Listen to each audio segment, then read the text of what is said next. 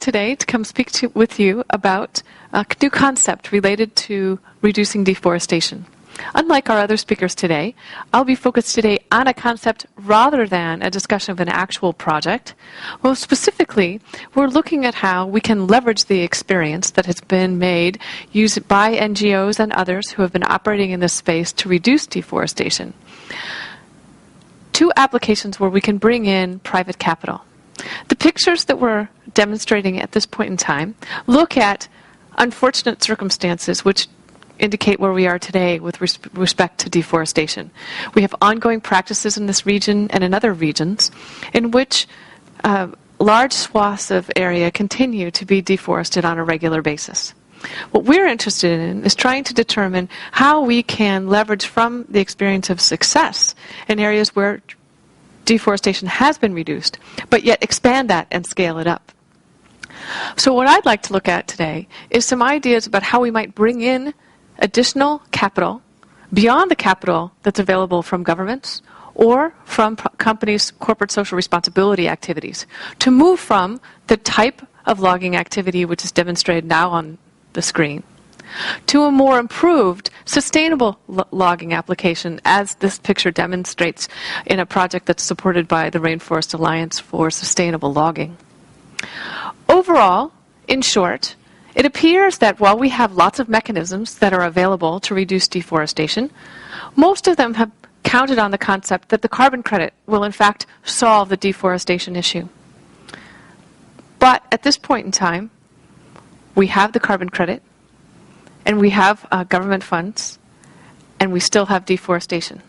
And we don't have enough of the reduced deforestation to take advantage of the opportunity that reducing deforestation presents in terms of reducing carbon emissions. In fact, at this point, we can reduce up to 40% of what our needed goals are for the 2020 emissions reductions by improving forestry practices and reducing deforestation. So if the carbon credit is not enough, what might be enough? Well, what it appears is that we need to involve more parties, more stakeholders who are not at the table at this point in time in the process of reducing deforestation.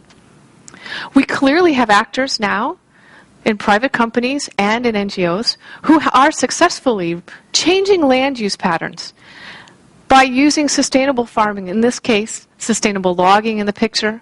We also have sustainable coffee plantations, sustainable tea plantations, and we have other types of sustainable livestock agricultural activities which are going on. The issue is how can we get more companies in this value chain to move forward? That will require a level of public-private partnership, will require some frameworks, and it will require that the technologies and the task activities are de-risked. Basically, that we can share risk among larger groups and larger numbers of stakeholders.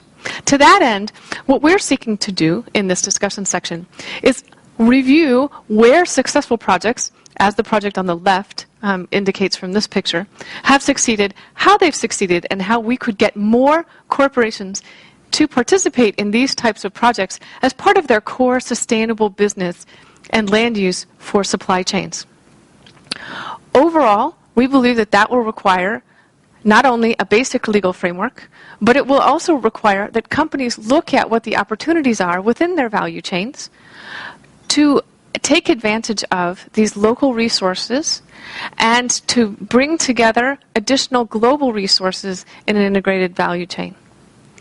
To move from what we see as ongoing unsustainable agricultural processes to more compatible agricultural processes, as some of these pictures depict. We can change and learn from this experience where we have had success in environments where deforestation has occurred, but then organized agricultural activities, as demonstrated by this picture, have been constructed in a sustainable manner which reduce or eliminate ongoing deforestation. So in sum, we look to explore and determine if we can find partners to move forward, to identify a value chain and a group of de-risking activities so that we can bring in more capital, corporate capital, to augment and supplement activities that are already going on in the red space.